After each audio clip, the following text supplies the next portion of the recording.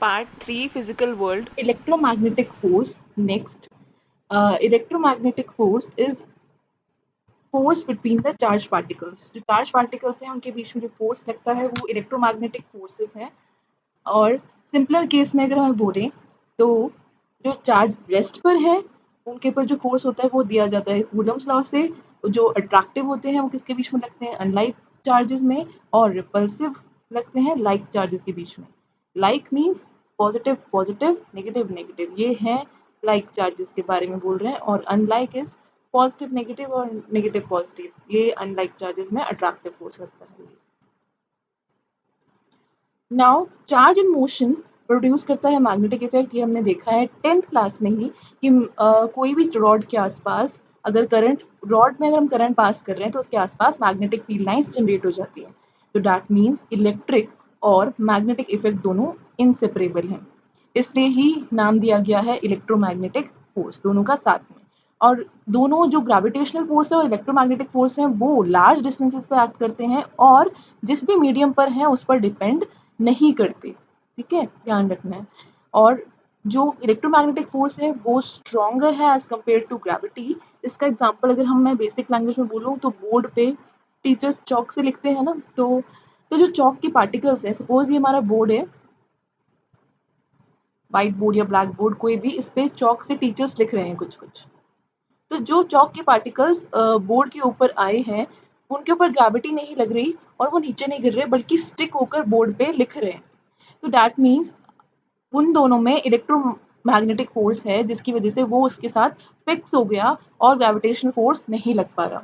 वैसे ही electric force दो प्रोटॉन्स के बीच में 10 to the power 36 times greater होता है ग्रेविटेशनल फोर्स से, इतना ज़्यादा.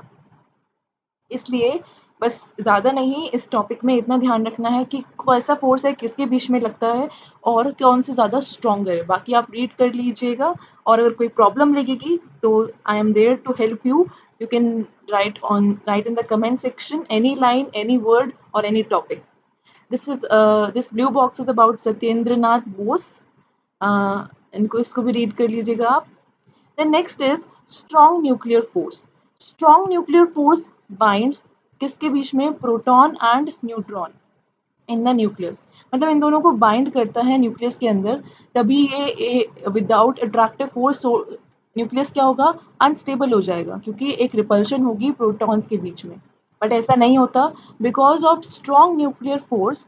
ये प्रोटॉन्स और न्यूट्रॉन्स आपस में बाइंड रहते हैं न्यूक्लियस के अंदर एकदम स्टेबल फॉर्म में. Attractive force cannot be gravitational force of gravity is negligible as compared to the electric force. अब वो कह रहा है कि जो फोर्स है वो ज़्यादा है ग्रेविटी से तो, और इलेक्ट्रिक फोर्स उसमें ज़्यादा है. एंड ये एक बेसिक फोर्स है जो सबसे, चारों फोर्सेस में से सबसे स्ट्रॉन्गेस्ट फोर्स है. कौन सा, स्ट्रॉन्ग न्यूक्लियर फोर्स. कितना, 100 टाइम्स स्ट्रॉन्गर है ये इलेक्ट्रोमैग्नेटिक फोर्स से भी.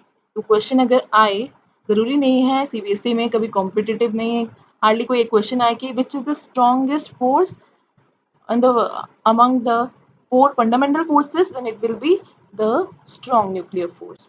ठीक है, it is charge independent, equally काम करता है प्रोटॉन प्रोटॉन के बीच में भी, न्यूट्रॉन न्यूट्रॉन के बीच में भी, और एक प्रोटॉन और न्यूट्रॉन के बीच में भी. न्यूक्लियर डायमेंशंस जो होती है वो इतनी स्मॉल होती है 10 to the power -15.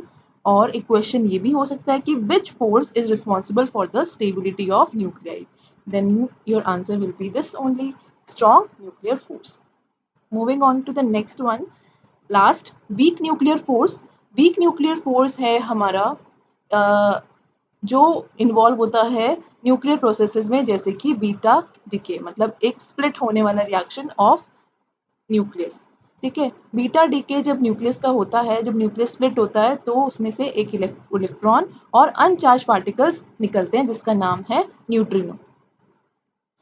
और ये वीक, इतना वीक नहीं है कि ये ग्रेविटेशनल फोर्स से भी कम हो, बट हाँ बाकी दोनों जो स्ट्रॉन्ग न्यूक्लियर और इलेक्ट्रोमैग्नेटिक फोर्स है उससे तो कम है ही. तो और इसकी जो रेंज है वो exceedingly small, it is of the 10 to the power -16 metre. तो अगर ये क्वेश्चन आए कि write the ascending order of the forces, four fundamental forces, then हम सबसे पहले किसको बताएंगे, सबसे वीकेस्ट फोर्स कौन सा है?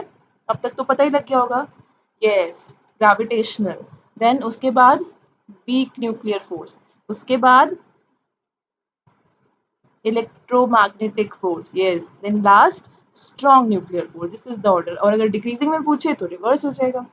ठीक है, then next topic toward unification of forces, it's not that important, आप इसको रीड कर सकते हैं, एंड अगर कुछ क्वेश्चन पूछना है then you can ask. Then moving on to the next topic,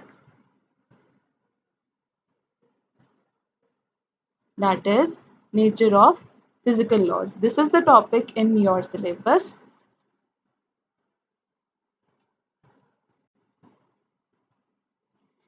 nature of physical laws, physics में जो लॉज हैं वो एप्लीकेबल होते हैं स्मॉलर से स्मॉलर रेंज से भी और लार्जर से लार्जर रेंज में भी। ये हम बात कर चुके हैं कि range from the particles that are smaller in the atomic size to the stars and that are very far away.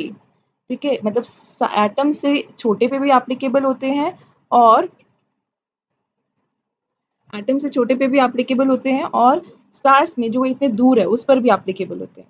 ठीक है, तो physicist attempt to discover the laws that summarise these facts, मतलब ऐसे लॉज और ऐसी mathematical equations देना चाहते हैं कि सारे के सारे एक ही उसके अंडर आ जाएं और हमें इतना कॉम्प्लेक्सिटी से ना पढ़ना पड़े। In any physical phenomena governed by the different forces, several quantities may change with time. कभी कभी कुछ quantities कई कई जगह पर change हो सकती हैं, और इसमें जो main बात समझने की है कि एक remarkable fact ये है कि कुछ special quantities जो होती हैं, special physical quantities, वो constant रहती है time के साथ। ठीक है, तो conserved वो होती हैं conserved quantities जो हमेशा constant रहती है, हमेशा same रहती हैं, वो conserved quantities कहलाई जाती है। तो कंजर्वेशन प्रिंसिपल जो है ये बहुत ही इंपॉर्टेंट फिनोमिना है क्वांटिटेटिवली, एंड जो एक्सटर्नल, जैसे कि अगर कोई मोशन हो रहा है, सपोज कोई फोर्स लगा रहे हैं या कोई वर्क डन हो रहा है, उसमें एक्सटर्नल कंजर्वेटिव फोर्स लग रहा है। ठीक है, एक्सटर्नल कंजर्वेटिव फोर्स लग रहा है तो उसमें क्या होगा, टोटल एनर्जी, हम बोलेंगे टोटल मैकेनिकल एनर्जी, वो क्या है, mechanical total mechanical energy, total energy हमारी हमेशा सम होती है काइनेटिक प्लस पोटेंशियल। यू से हम पोटेंशियल को डिनोट करते हैं और के काइनेटिक। अब इसमें हम एक फैमिलियर है एक एग्जांपल से, जो फ्री फॉल वाला एग्जांपल है। तो इसमें क्या होता है, we have a suppose any object, a ball, it is falling down towards the ground, and initially उसकी जो स्पीड है u is equal to 0 metre पर सेकेंड। अगर इसकी स्पीड 0 है दैट मीन्स उसमें जो इसकी स्पीड यानी कि मोशन की वजह से जो एनर्जी वो है, जो काइनेटिक एनर्जी, वो 0 होगी। बट इसकी जो हाइट है ग्राउंड के रिस्पेक्ट में वो काफ़ी है, तो इसके अंदर पोटेंशियल एनर्जी तो होगी। अब ये नीचे फॉल कर रहा है, सपोज ये इस पॉइंट से इस पॉइंट तक आ गया, this is point B and initially this was point A, and B point पे आने पे अब इसकी जो वेलोसिटी है वो v हो गई और वो बढ़ गई, बट हाइट कम हो गई।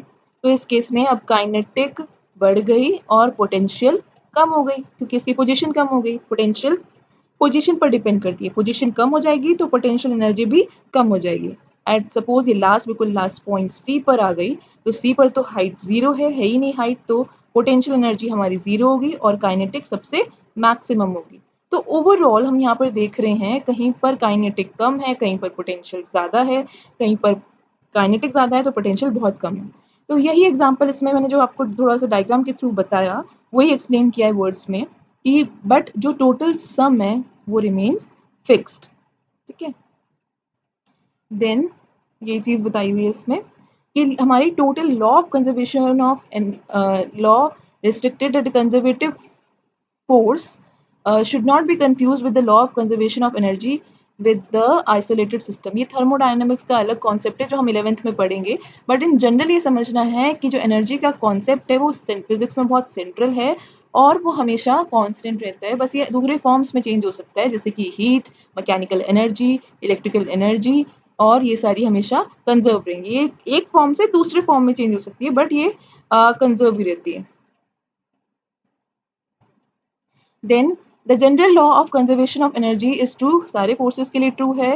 एंड अगर कोई ऐसी सिचुएशन आ जाती है जहाँ पर सपोज अब हमारा क्या हो रहा है कि फ्री फॉल में एक इफेक्ट ऑफ एयर रेजिस्टेंस भी इंक्लूड कर लें। अगर हम एयर रेजिस्टेंस अगर इंक्लूड कर लेंगे तो उस केस में टोटल मैकेनिकल एनर्जी डिसिपेट होएगी किस फॉर्म में, हीट और साउंड के फॉर्म में भी।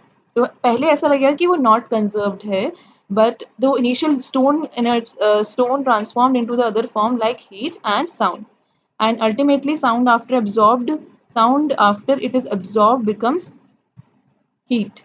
The total energy of the system remains unchanged. मतलब सराउंडिंग में डिसिपेट हो गई है, रिलीज हो गई है, भाई उसके गिरने से आवाज आ रही है, हीट निकल रही है, बट एनर्जी तो दूसरे फॉर्म में ही जा रही है ना, कहीं एकदम से बिल्कुल नील तो नहीं हो रही।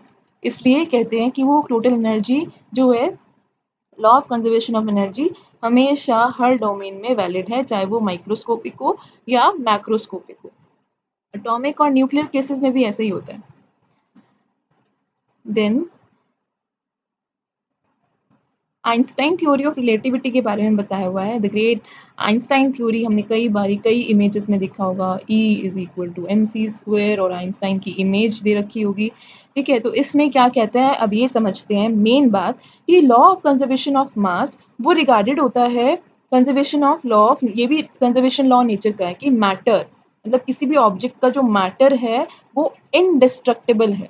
ठीक है, वो खत्म नहीं हो सकता। और इसी प्रिंसिपल के एनालिसिस को हम केमिकल रिएक्शन के थ्रू समझ सकते हैं कि किसी केमिकल रिएक्शन में पहला अरेंजमेंट ऑफ एटम्स क्या होता है, वो चेंज होकर दूसरे में चेंज हो जाता है। रिएक्टेंट होता है कुछ और प्रोडक्ट कुछ और हो जाता है। तो टोटल बाइंडिंग एनर्जी, मतलब binding energy of reacting molecules is less than the total binding energy of product molecules. होता क्या है कि डिफरेंस जो आ रहा है हीट में, वो रिएक्शन एक्सोथर्मिक है, वो रिलीज हो जाएगा। या तो उसके अंदर हीट रिलीज होगी तो वो एक्सोथर्मिक है, या फिर उसमें हीट एब्जॉर्ब हो रही होगी तो वो endothermic reaction. But heat energy किसी भी अलग फॉर्म में नहीं जाती, वो एब्जॉर्ब हो रही है या रिलीज हो रही है, heat energy remains same only. That means इसी तरीके से जो टोटल मास जो रिएक्टेंट का है और टोटल मास जो प्रोडक्ट का है वो भी डिस्ट्रॉय नहीं होता, सेम रहता है। तो मास हमारा कभी एनर्जी के फॉर्म में रिलीज हो सकता है।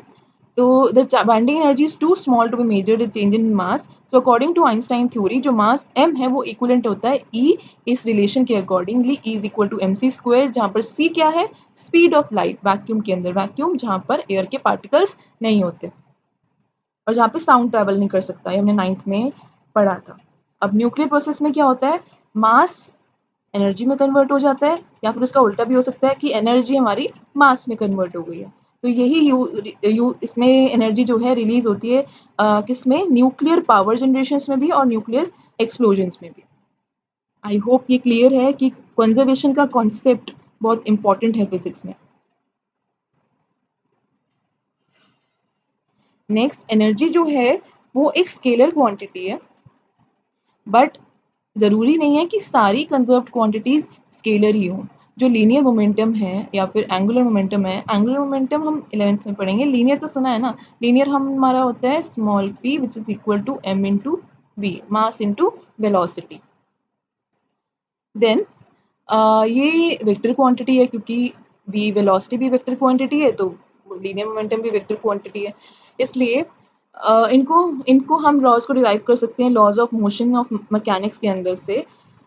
बट अब यहाँ पे बात जो मेन समझने वाली है वो ये है कि कई बारी हम सिंप्लिसिटी के लिए क्या करते हैं, कंजर्वेशन लॉ को यूज़ कर लेते हैं, वो ज़्यादा प्रैक्टिस कर लेते हैं हम इसको, और हम जो कॉम्प्लेक्स प्रॉब्लम है, इतना फुल डायनेमिक्स वाला कॉम्प्लेक्स प्रॉब्लम है, उसमें हम कंजर्वेशन लॉ लगाकर अपना रिजल्ट निकाल लेते हैं। ठीक है, सो फॉर एग्जाम्पल जो दो ऑटोमोबाइल्स का कॉलिजन हो रहा है, या फिर हमने कोई काफ़ी n नंबर ऑफ पार्टिकल्स ले रखे हैं, तो मोमेंटम कंजर्वेशन लॉ हमें अनेबल करता है कि कॉम्प्लिकेशन को हम बाईपास कर लें और उसके प्रिडिक्ट कर लें कि उसका आउटकम क्या होगा कंजर्वेशन के रूल के अकॉर्डिंगली। देन यही चीज़ conservation of law momentum for beta decay use हुई ही हमारी बीटा डीके के अंदर। The main thing which you have to understand कि हम कंजर्वेशन को सिमेट्रिकल चीज़ों में यूज़ करके और उसका रिजल्ट निकाल पाते हैं। आगे हम पढ़ेंगे कई बारी क्या होगा, एक ऐसा सिस्टम होगा जिसमें बहुत सारे पार्टिकल्स होंगे, सपोज 1 2 3 4 5 6 ऐसे n नंबर ऑफ पार्टिकल्स होंगे। तो हम क्या करेंगे, हार्डली 1 और 2 के लिए सॉल्व कर लेंगे और बाकी n के लिए बोल देंगे कि सिमिलरली ऐसे ही होता है। ठीक है, तो यहाँ पर हम सिमेट्रिकल और कंजर्वेशन का कॉन्सेप्ट यूज कर लेते हैं, यही एक्सप्लेन किया हुआ है इसमें। होमोजीनियस मतलब all over same process. Then conservation of law in physics, ये ब्लू बॉक्स आप रीड कर लेना। वन मोर कॉन्सेप्ट कि कई बारी लॉ ऑफ नेचर ज़्यादातर हर जगह सेम है, बट उसका जो रिजल्ट है एट टाइम्स कई बारी लोकेशन टू लोकेशन रिजल्ट अलग आ सकता है। लॉ तो वही लगेगा, रिजल्ट अलग आ सकता है। जैसे कि acceleration due to gravity moon पर 1/6 होती है at that of the earth. ये हमने पढ़ा है 9th क्लास में कि ग्रेविटी जो मून पर होती है वो 1/6 होती है, बट जो लॉ है वो दोनों पर तो सेम है कि दोनों मास पर डिपेंडेंट है और इन्वर्सली उसके स्क्वायर पर डिपेंडेंट है। इसलिए सिमेट्री से हम स्पेस पर भी वही लॉ लगा करके चीज़ों को सॉल्व कर लेंगे। देन इतना ज़्यादा डिटेल में ना जाते हुए मेन कॉन्सेप्ट को हमने यहाँ पर समझा एंड सारे फंडामेंटल फोर्सेस और पूरा चैप्टर हमने देखा। कुछ कुछ चीज़ें और वर्ड्स अगर क्लियर नहीं है इस चैप्टर में, दैट मीन्स कि उसको हम आगे पढ़ेंगे 11th क्लास में चैप्टर्स में। ये चैप्टर खत्म हो चुका है।